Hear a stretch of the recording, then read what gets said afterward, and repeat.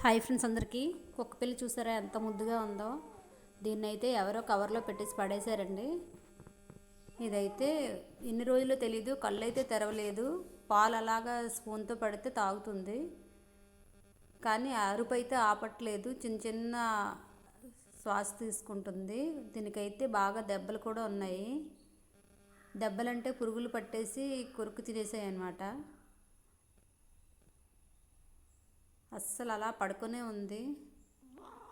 చిన్న చిన్న ఊపిరి తీస్తుంది అనమాట. మరి ఉంటుందో లేదో తెలియదు. దీన్ని అయితే రోడ్డు మీద అలా కవర్లో పడేసిన వాళ్ళకి మాత్రం దేవుడు శిక్షించాలని నేను కోరుకుంటున్నాను. ఎందుకంటే మగజే వాళ్ళని బాగా హింసించడం అలవాటు అయిపోయింది ప్రతి ఒక్కరికిను.